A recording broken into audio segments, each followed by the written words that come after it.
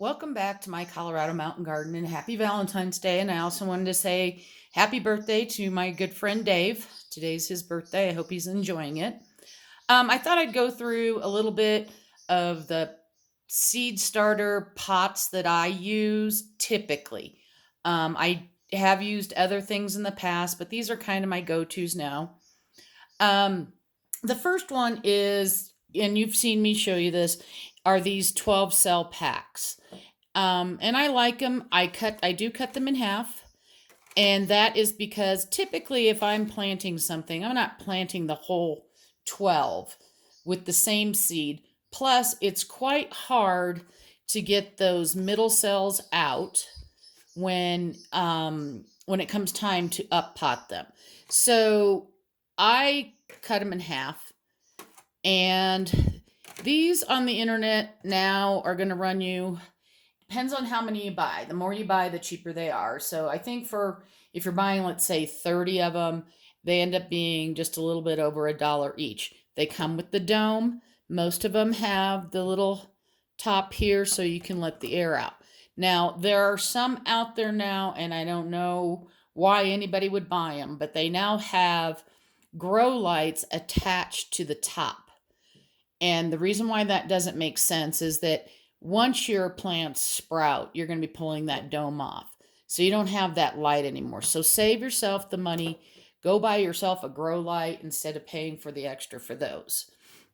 Um, you can get just the tray like that without the vent at Dollar Tree now for $1.25 a piece.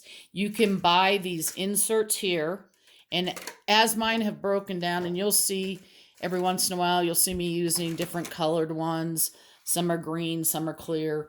As mine break, I just replace the inside, but the domes and the trays themselves are pretty hardy, and I just wash them, stack them, and reuse them every year. So that's this is pretty much my go-to nowadays. But I also use the Jiffy Peat pods, and this is what the setup looks like. And usually you buy it as a kit, and then it'll be filled with, I believe there's 16 pods that come with the kit. Now, when I buy my pods, I buy them bulk, and I just get them on Amazon. These are the 36 millimeter, which are the ones that I prefer to use. I have gone to mostly, I used to do all my peppers in them and everything like that. But since I'm not doing as many peppers anymore, I'm using these. The peat pods went up in price. Oh, well, you couldn't get them during the pandemic hardly, but the prices are coming back down. I think they're, I want to say 8 to 10 cents a piece is what it kind of averages out. Again, if you buy bulk, like if you buy 200 of them, then it's going to be cheaper. And then what you do with these is the day you're going to plant, you're going to hydrate them. Now you can see there's a top here and a flat bottom. When I hydrate mine and I use boiling water, I turn them upside down and I set them inside the tray. Then I put the boiling water in and I let it expand and then flip it over and let it finish expanding. That way, if you do this direction first and leave that open, a lot of times that'll pop open and spill out all over the place. Now, when I plant, and I'll show you when I use these, when I up pot, I take this mesh off. They say it's biodegradable, but I've pulled plants out at the end of the year when I very first started using these and took their word for it, and those were still intact. So I do pull that mesh off. All right, some more. I also have these small little cups. Let me move some of this out of the way here.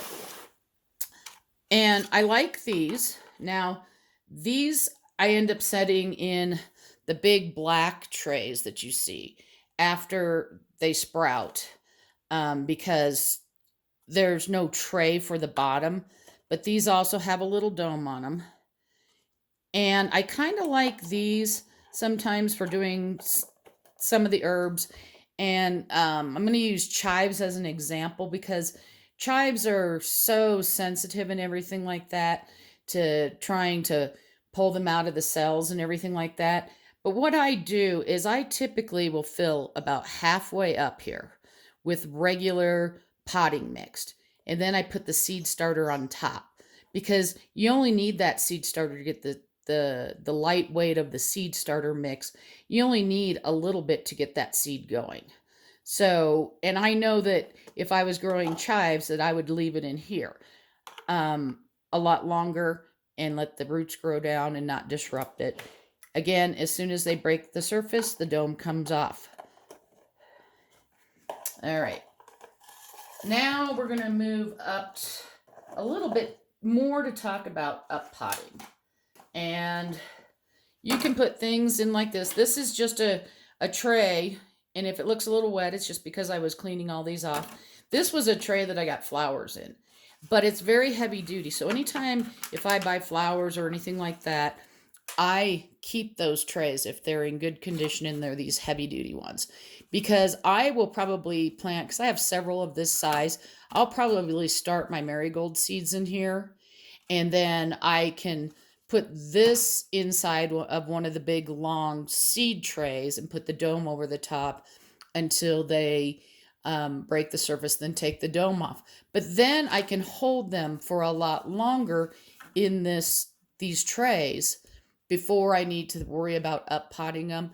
And again, this is another time where I would probably fill at least half, maybe 3/4 with regular potting mix. So my compost and my potting soil and my worm castings, and then just put a little bit of the seed starter on the top to get the seeds going. No sense in using all the seed starter mix because it costs more than the potting mix. All right, so then when I up pot, let's say I was going to up pot from that, there are several things I can do. I have some of these black ones. These run about, again, it all depends on quantity, about 12 cents each. 11, 12 cents on Amazon. And the more you buy, the cheaper they are. And you can see that'll fit right down in there. And that would be another reason why I wouldn't fill this all up with seed starter, because then you're not getting much potting mix here. Now these I like, they're good for the lower growing herbs and even things like basil, because it has more surface area so it can spread. So something like oregano or thyme. And then you guys have all seen me using them. And these are not recyclable. Some of the other ones, well, they're not marked recyclable. So I don't think that, unless there's a mark on it, I don't think they're recyclable. So once they break, they break. And unfortunately, that does fill up the landfill. But like I said, I've had a lot of these for years and years. These are my go-tos when I up pot.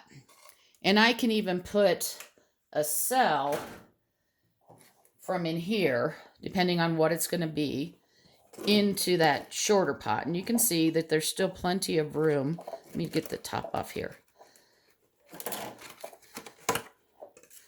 You can see you still got some room. So depending on what you're going to be doing, so like I might start my beans in this cell, or I might start beans directly in here, because I don't keep my beans inside very much.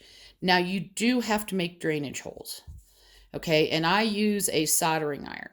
The other thing you want to make sure is you want to make sure you always put some drainage holes up, because these are going to be sitting inside of a tray when you water them.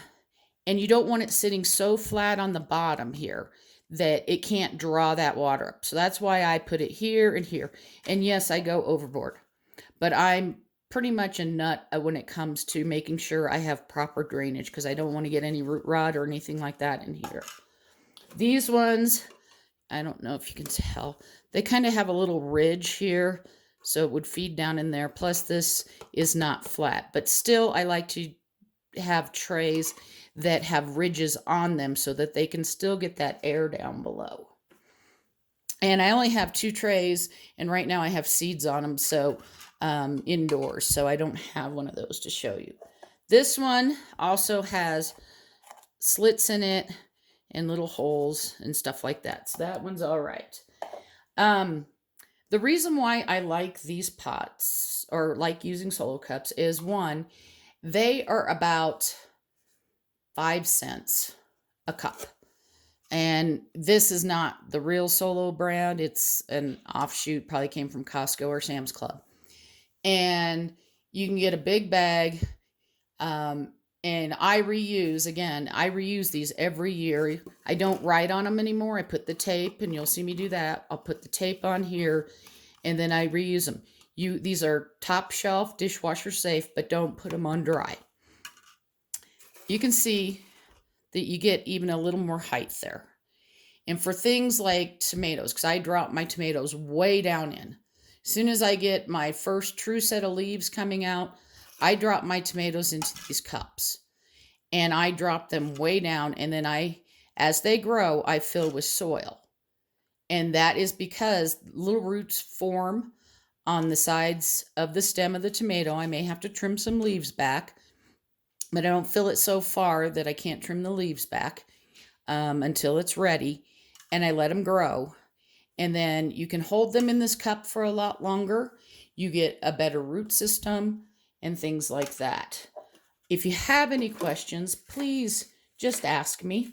There's no wrong pot to use. You can even use yogurt cups, old, like if you get takeout soup from the store or salads or things like that. You just always want to make sure that whenever you have a tray, let's open this one up. And you can see the ridges in there. Whether I'm putting it on here or whatever, you still have the ridges. You have that air. So don't buy the trays with the totally flat bottoms. You want to have a little bit of a ridge. Or if I was going to put, let's say, a couple smaller ones in here, maybe I'm only doing a couple. But again, I usually use my big black trays once, and I set them inside the black trays. And then it's real easy to water.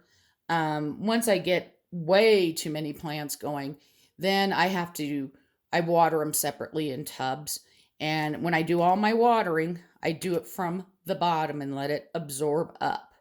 So that's why you want to make sure you have plenty of holes so that it can bring it up.